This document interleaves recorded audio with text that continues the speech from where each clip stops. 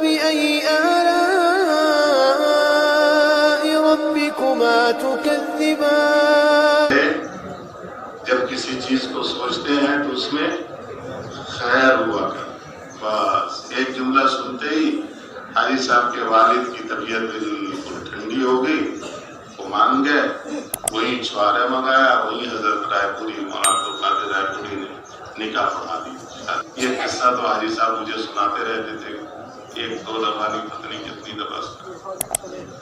آگے سے میں پھر حاجی صاحب سے عرض کرتا تھا کہ حضرت رائے پوری نے جو فرمایا کہ بڑے جب کسی چیز کو سوچتے ہیں تو اس میں خیر ہوا کرتی ہے, اس خیر کا نام ہے عبدالوہاب. نہیں سمجھ میں آئے گا. وہ جو شادی ہوئی اس شادی سے عبدالوہاب صاحب پیدا ہوئے. وہ جو شادی کی حاجی صاحب کے والد نے, ان سے جو بچہ پیدا ہوا اس کا نام کیا رکھا؟ عبدالوہاب. حضرت نے کہا کہ بڑے جب کچھ سوچتے ہیں تو اس میں خیر ہوتی ہے, تو وہ خیر آ گیا. وہ خیر آ گیا دنیا میں.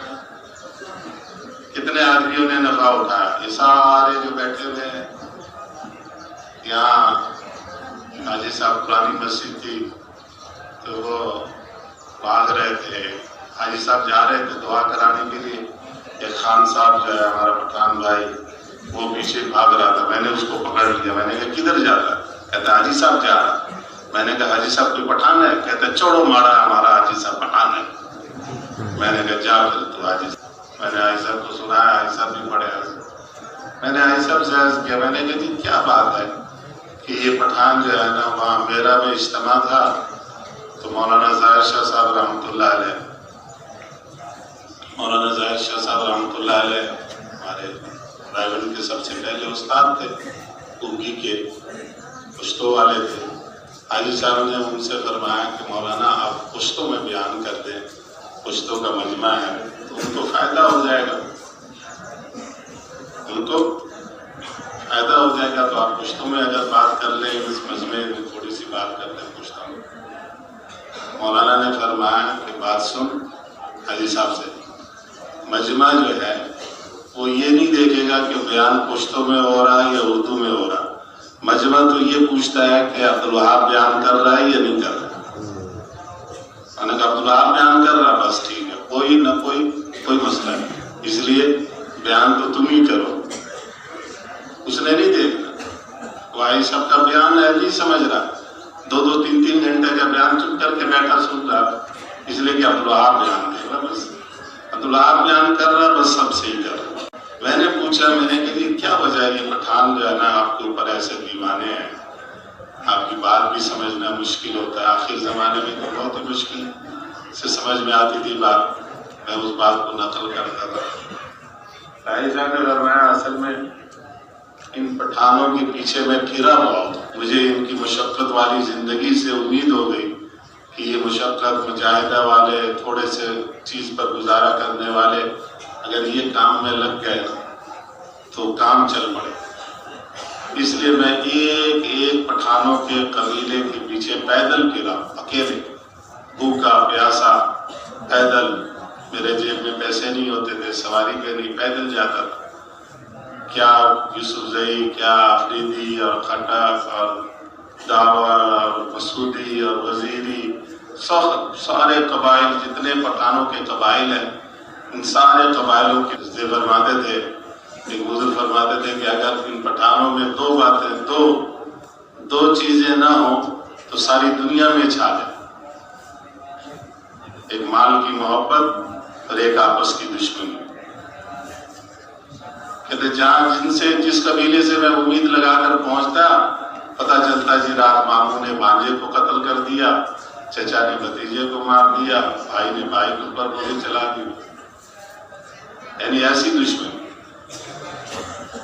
وہ تو شکر ہے اللہ نے اس تبلیغ کی برکت سے جو ہے 100% تو نہیں ختم کیا, لیکن 90-95% دشمنیاں ختم ہو گئی, آپس میں صلح ہو گیا. ابھی بھی ہے, ابھی بھی پوری طرح ختم نہیں ہوا. 2-4% کہیں نہ کہیں ایسا واقعہ ہو ہی جاتا ہے. پہلے تو کثرت سے ہوتا تھا, اب جو ہے وہ سال تبلیغ میں لگائے ہوئے مورچے میں بندوق لے کے بیٹھے تبلیغ میں بھی وقت لگا رہے ہیں اور دشمنی بھی چل رہی ہے، لیکن اللہ نے فضل کیا، اس محنت کی برکت سے اس کی جو ہے چیزیں ختم ہو گئی، جو تھوڑی بہت رہ گئی ہیں اللہ سے دعا کریں اللہ اسے بھی ختم کرے۔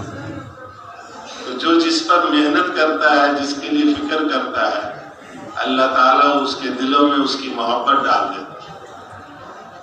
تو اللہ کا فضل اور احسان ہوا کہ اللہ نے ہمیں خیر کے کام کے لیے چن لیا۔ اس پر میں نے یہ قصہ سنا ہے کہ حاجی عبدالوہاب صاحب سے لاکھوں نہیں کروڑوں انسان دنیا میں فائدہ اٹھا لیا۔ خیر کسے کہتے ہیں؟ جس سے عامت الناس نفع اٹھائے، عام نفع اٹھائے اسے خیر کہتے ہیں۔ عربی میں بارش کو خیر کہتے ہیں۔ بارش جو ہے، بارش جو چاہتا ہے اسے بھی پہنچتا ہے، جو نہیں چاہتا اسے بھی پہنچتا ہے۔ ایسا فرماتے تھے کہ مولانا یوسف صاحب رحمۃ اللہ علیہ جب یہاں آتے تھے پاکستان، تو جتنے دن ان کا یہاں قیام ہوتا تھا، ہم اپنے 3 چلے والے ساتھیوں کو تشکیلوں میں نہیں جانے دیتے تھے۔ حضرت کے بیانات سنانے کے لیے ان کو روک لیتے تھے کہ یہ 3 چلے والوں کو الگ کیا جاتا ہے، یہ اس زمانے سے چل رہا ہے۔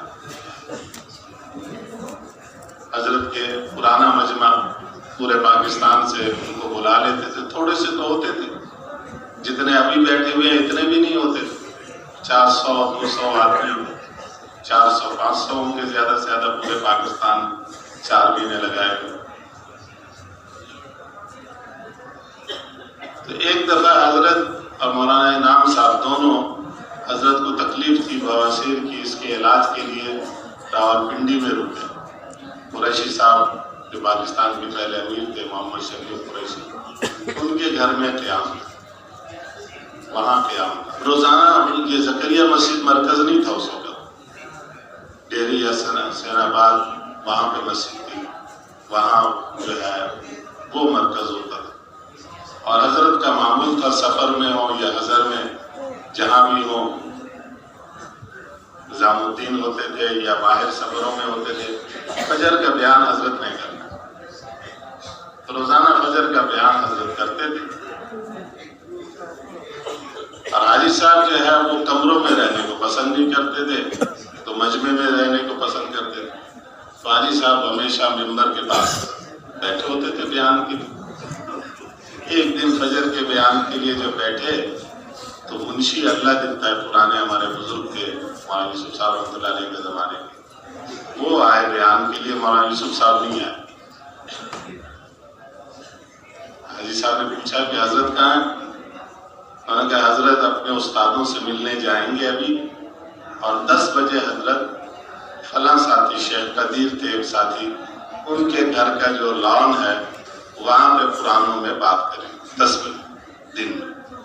ابھی تو حضرت اپنے استادوں سے ملنے جائیں گے، اور حضرت کے استاد تھے جو سہارنپور میں پڑھاتے تھے، پنڈی آ گئے یہاں، تو یہاں مدرسے میں پڑھاتے تھے مولانا عبدالرحمان کا مرپوری، ان سے ملنے کے لیے جائیں۔ بھائی صاحب نے فرمایا کس نے طے کیا یہ؟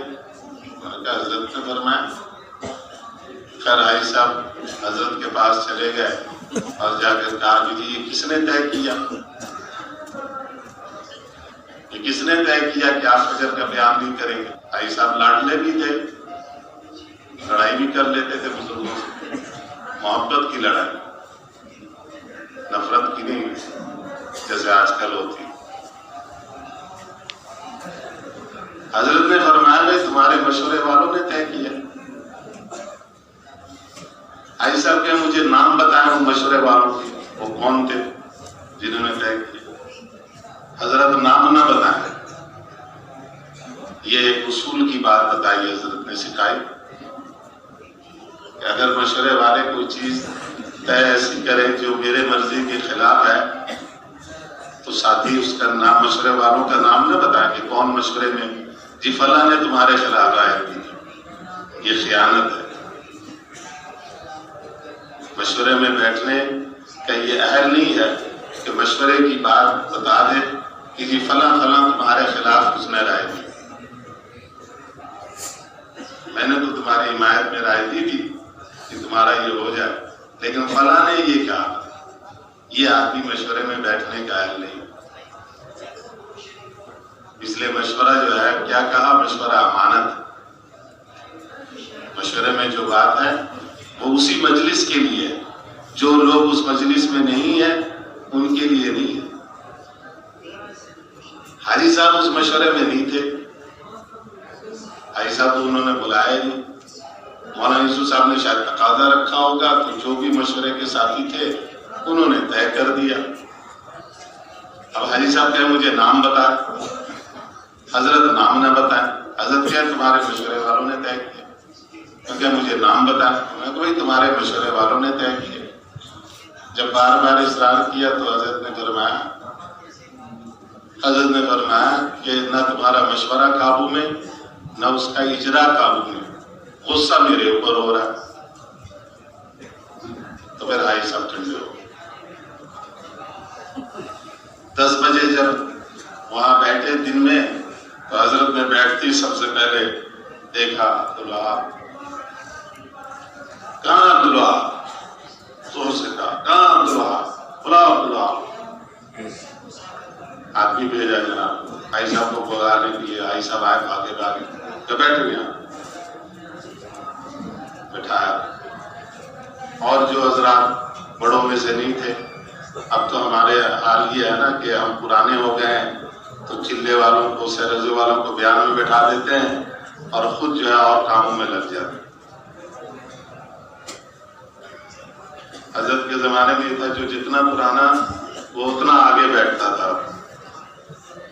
پرانے ادھر ادھر کاموں میں نہیں چلے جاتے. اب اکثر یہی ہوتا ہے، اجتماعات پر بھی یہی ہوتا ہے.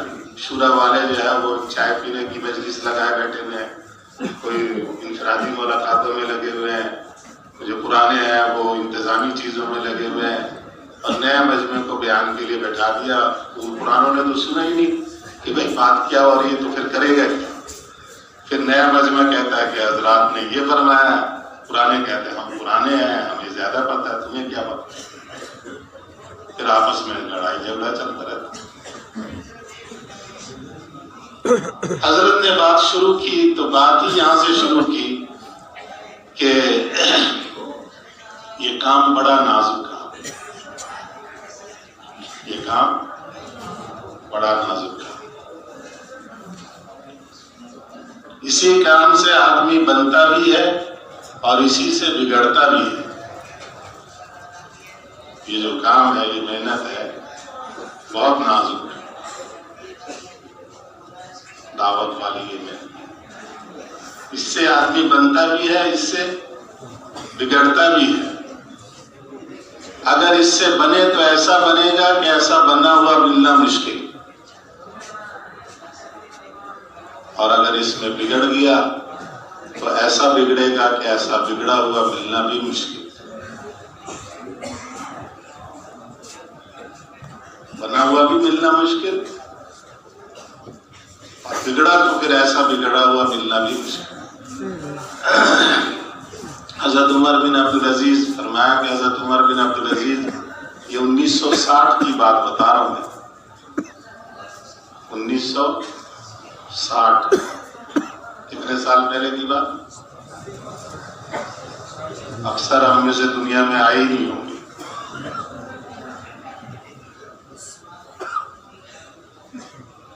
62 سال ہو گئے. 24 اپریل 1960 کی بات، اتوار کا دن تھا. 24 اپریل اتوار کا دن 1960. 60 بھی پورا سمجھ ہی لو، اپریل کا مہینہ.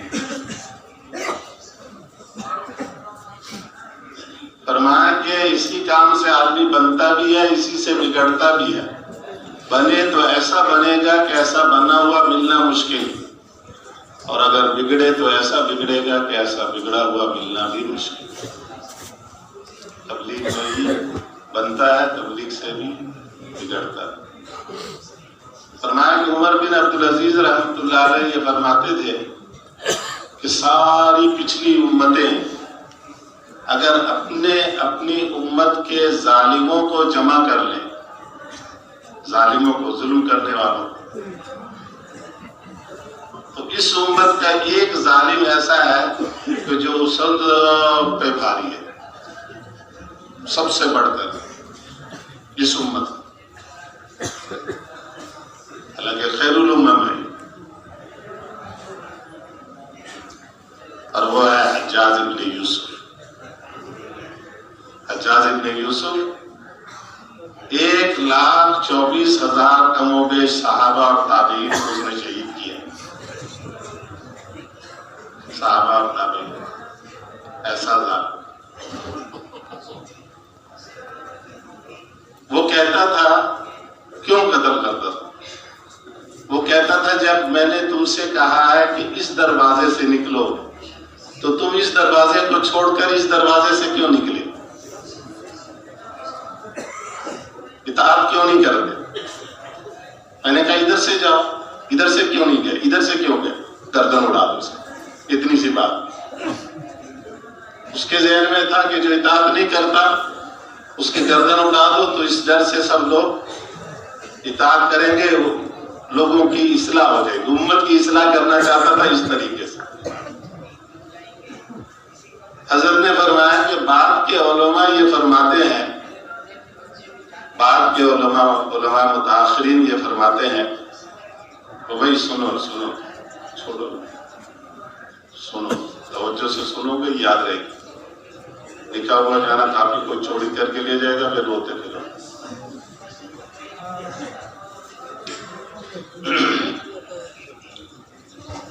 فرمایا کہ بعد کی علماء نے یہ فرمایا کہ اگر پچھلی ساری امتیں اپنے اپنی امت کے عادلوں کو جمع کر لیں، عدل والے، انصاف والوں کو، اس امت کا ایک عادل ایسا ہے کہ جو ان سب پہ بھاری ہے، اور وہ ہے عمر ابن عبدالعزیز رحمت اللہ، کہ ان کے زمانے میں بھیڑیے اور بکری، ان کی عدل اور انصاف کی وجہ سے بھیڑیے اور بکری جو ہے وہ ایک ہی جگہ پانی پیتے تھے۔ بھیڑیا بکری پہ حملہ نہیں کرتا تھا۔ جس دن بھیڑیے نے بکری پہ حملہ کیا، چروائے نے کیا کہا کہ عمر بن عبدالعزیز رخصت ہو گئے۔ عدل کرنے والا رخصت ہوا تو زمین میں فساد شروع ہوا۔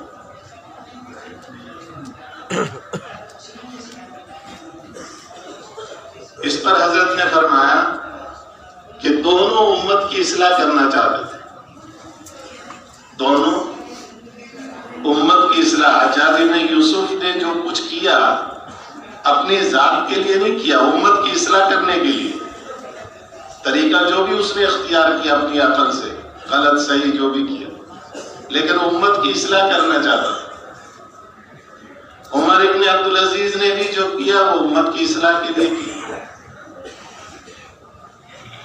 حضرت نے فرمایا ایک نے امت کی اصلاح کرنے کی کوشش کی دوسروں کو قربان کر کے تو ساری امتوں کا سب سے بڑا ظالم کہلایا، اور ایک نے حجاج بن یوسف، اور ایک نے امت کی اصلاح کرنے کی کوشش کی اپنے آپ کو قربان کر کے تو ساری امتوں کا سب سے بڑا عادل کہلایا۔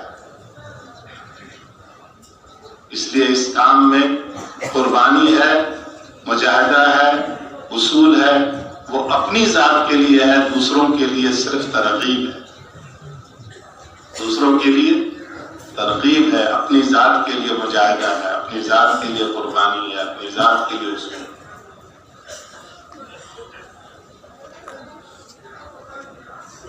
قربانی اگر آدمی دیتا رہے گا اس کام میں اصول اور اخلاص کے ساتھ، قربانی اصول اور اخلاص کے ساتھ دیتا رہے گا تو اللہ کی طرف سے اس کی غیبی مدد اور نصرت ہوگی، اور اس قربانی دینے والے کی دعاؤں پر اللہ تعالیٰ امت کو ہدایت عطا فرمائے۔ اس لیے حضرت فرماتے تھے کہ مجھے لاکھوں ہزاروں نہیں چاہیے، کبھی تو کہتے تھے کہ ایک مجموعہ چاہیے، ایک مجموعہ چاہیے جو 5 باتوں پر آ جائے۔ کبھی فرماتے تھے کہ 313 چاہیے، صرف 313 بدر والے۔ کبھی فرماتے تھے سینکڑوں چاہیے، چند سو چاہیے، چند سو، اب تو ہزاروں ہیں۔ کبھی حضرت فرماتے تھے 100 چاہیے حنین والے، 100 قربانی دینے والے اخلاص اور اصول کے ساتھ۔ قربانی دینے والے کی مثال حضرت نے فرمایا کہ قربانی دینے والے کی مثال سیڑھی کی سی، سیڑھی جو ہے ہر وقت سامنے نہیں ہوتی، سیڑھی وہ جو سیڑھی اٹھا کر استعمال کرتے ہیں وہ گھر کے ایک کونے میں پڑی ہوتی ہے، جب ضرورت ہوتی ہے استعمال کرتے ہیں پھر اس کونے میں ڈال دیتے ہیں۔ اس لیے فرمایا قربانی دینے والا منبر پہ اور خصوصی دسترخوان پہ، خصوصی کمرے میں، خصوصی گاڑی میں، خصوصی جگہوں پہ نظر نہیں آئے گا، جب ضرورت ہوگی اس کو بلایا جائے گا، بھائی آجا ذرا یہ کام کر کے آؤ، اور جب کر کے آیا کہے گا جاؤ ادھر بیٹھو، ابھی ہم مشورہ کر رہے ہیں، اس کو مشورے میں نہیں شریک کیا جائے۔ قربانی دینے والا مشورے میں بھی شریک نہیں ہوگا، اسے پوچھا بھی نہیں جائے گا، اس سے رائے بھی نہیں لی جائے گی، لیکن جہاں مشقت کا کام ہوگا وہاں اسی کو بھیجا جائے گا، اسی کو بلایا جائے گا۔ حضرت نے فرمایا یہ جو اس کے ساتھ معاملہ ہوگا، حاجی صاحب نے مجھے سنایا کہ یہ جو اس کے ساتھ معاملہ ہوگا کہ نہ اسے کھانے پہ پوچھا جائے گا، نہ دسترخوان پہ بلایا جائے گا، حضرت کو کارگزاری سنانے آئے گا تو کہا جائے گا کہ ابھی حضرت خاص لوگوں کے ساتھ، خواص کے ساتھ بیٹھے ہیں، بعد میں آنا، ابھی کھانا کھانے والے ہیں، یہ نہیں کہا جائے گا تو بھی بیٹھ جا۔ لیکن یہ جو معاملہ اس کے ساتھ ہوگا، اس سارے معاملے کا اس کی طبیعت پر کوئی ملال نہ ہو، کوئی اثر نہ ہو۔ اگر اثر ہوا تو ساری قربانی پہ پانی پھر گئی۔ شیخ صاحب کی تشکیل ہوئی کہیں تو وہاں بڑے مجاہدہ، اکیلے مجاہدہ قربانی کر کے آئے، کمزور بھی ہو گئے، رنگ بھی بدل گیا۔ تو جب پہنچے نظام الدین تو حضرت نے پوچھا ہی نہیں، مولانا یوسف صاحب رحمۃ اللہ علیہ کا زمانہ تھا، ان کی طبیعت پہ بڑا بوجھ ہوا کہ میں اتنی مجاہدے، اتنے مشقت سے آیا، حضرت نے حال تک نہیں پوچھا میرا کہ کیا حال ہے، ایسے ملے بس جیسے ہم مولانا صاحب کا بات ختم ہو۔ تو بستر اٹھایا اور بستر اٹھا کر چل دی، چھوڑو جی ایسی ہے۔ حضرت نے حال تک نہیں پوچھا میرا۔ جب بس پہ بیٹھے تو اللہ نے کوئی کرم کرنا تھا، مہربانی کرنی تھی، خیال آیا کہ بھئی تو نے یہ جو کچھ کیا یہ اللہ کے لیے کیا یا حضرت کے لیے کیا؟ اگر اللہ کے لیے کیا ہے تو حضرت پوچھے نہ پوچھے اس سے کیا فرق پڑتا ہے؟ حضرت پوچھے نہ پوچھے، اللہ کے لیے کیا، اللہ تو دیکھ ہی رہا۔ بس اترے، واپس آ گئے۔ جو ہی واپس مسجد نظام الدین میں داخل ہوئے، حضرت نے دیکھتے ہی واہ واہ واہ واہ واہ واہ واہ، اور سناؤ جناب۔ پہلے دفعہ تو حضرت نے پوچھا ہی نہیں۔ میں نے عائشہ سے عرض کیا، میں نے کہا کہ لگتا ہے حضرت نے تربیت کرنے کے لیے جان بوجھ کر اس طرح کی، اور جب یہ واپس چلا گیا ہوگا بستر لے کر تو پیچھے سے حضرت نے دعا بھی شروع کر دی ہوگی، حضرت کی دعا نے اس کو واپس لے آیا۔ اب طبیعت میں کچھ تھا ہی نہیں، حضرت پوچھے نہ پوچھے۔ میں نے تو اللہ کے لیے کیا، حضرت پوچھتے رہے جو مرضی۔ اس لیے قربانی اخلاص اور اصول کے ساتھ۔ اصول کیا ہے کہ دل کر رہا بڑے مشقت والی جگہ پہ جانا، لیکن مشورے والے کسی آرام والی جگہ پہ بھیجنا چاہتے ہیں، تو اپنے دل کی چاہت کو قربان کرنا یہ ہے اصول۔ مشورے پہ چلنا یہ ہے اصول۔ دل چاہ رہا آرام والی جگہ پہ جائیں، مشورے والے مشقت والی جگہ پہ بھیج رہے ہیں، وہاں جائیں گے۔ مشورے کے تابع ہو کر چلنا یہ اصول ہے۔ اور اخلاص، اللہ کے لیے قربانی دینا، یہ اخلاص، یہ اخلاص۔ اس لیے حضرت فرماتے تھے ایک مجموعہ جس میں 5 باتیں اگر آ جائیں، 5 باتیں اگر آ جائیں اور وہ قربانی اخلاص اور اصول کے ساتھ دینے پر آ جائے، تو اس مجموعے کی دن کی محنت اور راتوں کی آہوں اور سسکیوں والی دعاؤں پر اللہ مشرق مغرب میں پھیلی امت کو ہدایت عطا فرمائے۔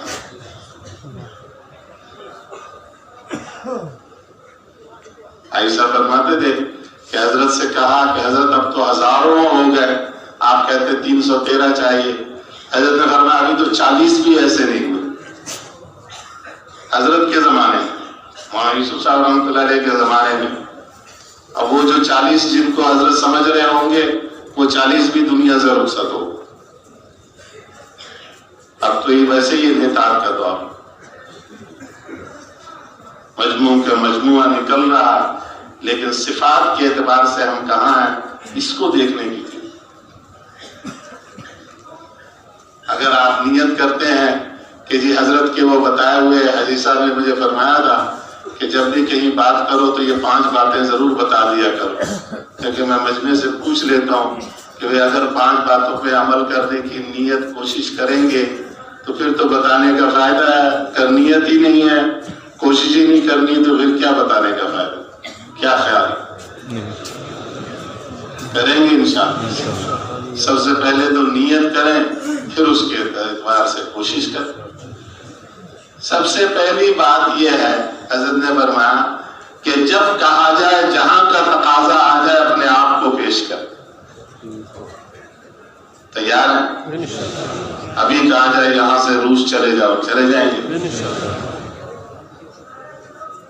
پتہ تو ہے کہ بھیجنا نہیں ہے بزرگوں نے، لیکن ہم نیت کا ثواب تو لے سکتے ہیں۔ ایسا فرماتے تھے کہ حضور صلی اللہ علیہ وسلم کی ظاہراً اور باطناً نقل کی نیت کیا کرو، ظاہراً اور باطناً نقل کی نیت کرو۔ ظاہراً تو ہم کوشش کر سکتے ہیں، باطناً ساری کائنات مل کر بھی حضور کے باطن کے ذرے کو نہیں پہنچ سکے، لیکن نیت کا ثواب لے سکتے، حضور کے باطن کی نقل کی نیت کا ثواب لے سکتے۔ تو پہلی بات یہ کہ جب کہا جائے، جہاں کے لیے کہا جائے، اپنے آپ کو پیش کر، تیار۔ دوسری بات، جب کام کا تقاضا آ جائے اور ادھر بدن کا کوئی تقاضا آ گیا، بدن کی حاجت آ گئی، بھوک لگ رہی ہے، چائے پینے کو دل کر رہا، فلاں تقاضا، ڈاکٹر کے پاس جانا ہے، گھر میں مہمان آ گئے، بدنی تقاضا، اپنے بدن کا تقاضا، آرام کا تقاضا، تو کام کو مقدم کرنا، بدنی تقاضے کو مؤخر کرنا، چھوڑنا نہیں، مؤخر کرنا، تھوڑی دیر بعد کھا لیں گے، کوئی بات نہیں۔ تیسری چیز، جب کام کا تقاضا آیا اور گھر کا تقاضا آ گیا، گھر والے بلا رہے ہیں، گھر میں کوئی کام آ گیا، بچی کو لے کے جانا ہے اسپتال، تو کام کو مقدم اور گھر کے تقاضے کو مؤخر۔ اور چوتھی بات یہ کہ کام کا تقاضا آیا اور ادھر کاروبار کا تقاضا آ گیا، دنیاوی کام کا، کاروبار کا تقاضا آ گیا، تو دین کی محنت کے تقاضے کو مقدم کرنا اور دنیاوی اپنے کاروبار کے تقاضے کو مؤخر کرنا۔ کریں گے اس کو کوشش انشاءاللہ، نیت تو کریں نا انشاءاللہ، کمزور ہیں، نیت کر کے اللہ سے مانگنا شروع کرنا۔ اور آخری بات، 5ویں بات یہ کہ جن لوگوں پر محنت کر رہے ہیں اور جن لوگوں سے تعلق قائم ہو گیا، محنت کرتے کرتے کسی جنرل سے، کسی ڈائریکٹر سے، کسی افسر سے، کسی مالدار سے، کسی کارخانے دار سے، کسی زمیندار سے، اس سے دنیاوی فائدہ کوئی نہیں اٹھانا۔ ان اجریہ الا علی اللہ، میں تو اپنا بدلہ اللہ سے لوں گا۔ ان جو دنیا دار قسم کے، مالدار قسم کے، صاحب ثروت لوگ سے تعلق ہو گیا، کام جن پر محنت کی ہم نے، ہماری محنت سے وہ اس کام میں آئے، ان سے نفع نہ اٹھا، ان سے۔ یہ 5 باتیں جس مجموعے میں آ گئی، حضرت نے فرمایا کہ یہ 5 باتیں جب کہا جائے، جہاں کے لیے کہا جائے، نکل گئے۔